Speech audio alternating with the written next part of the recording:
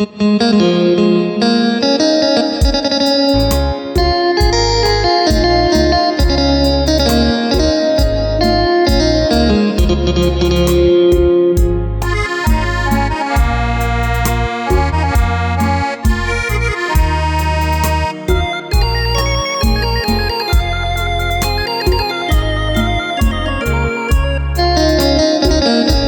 ่ก่อนนอกนางเจ้าไปอยู่ไส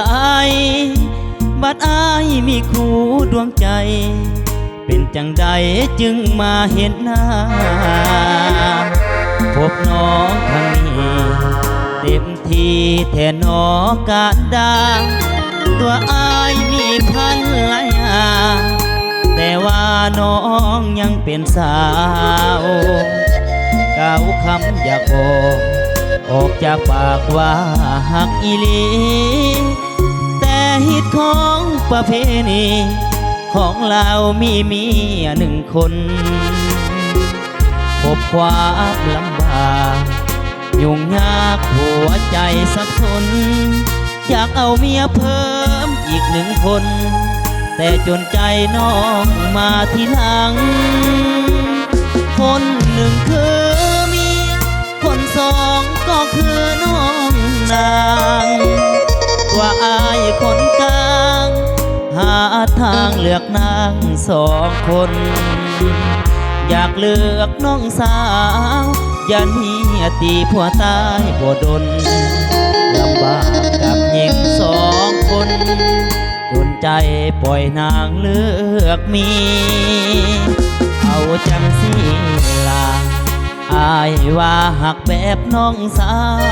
วยานเป็นเรื่องเป็นราวน้องสาวอย่าได้โกรธเคือง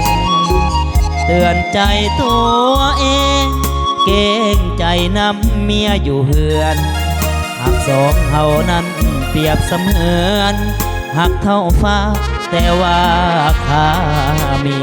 ย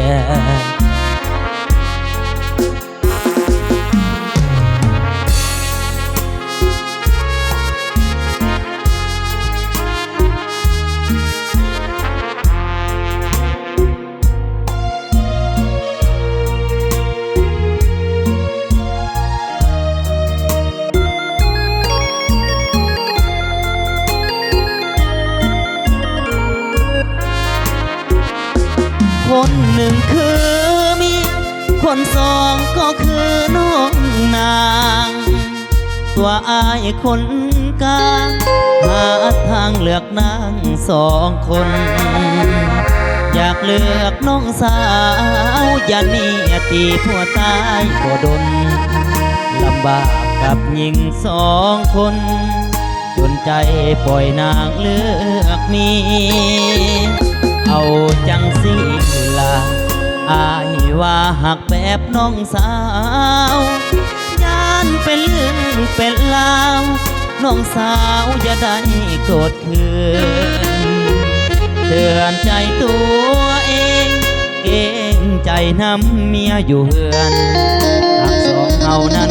เปรียบเสมือนหักเท่าฟ้าแต่ว่า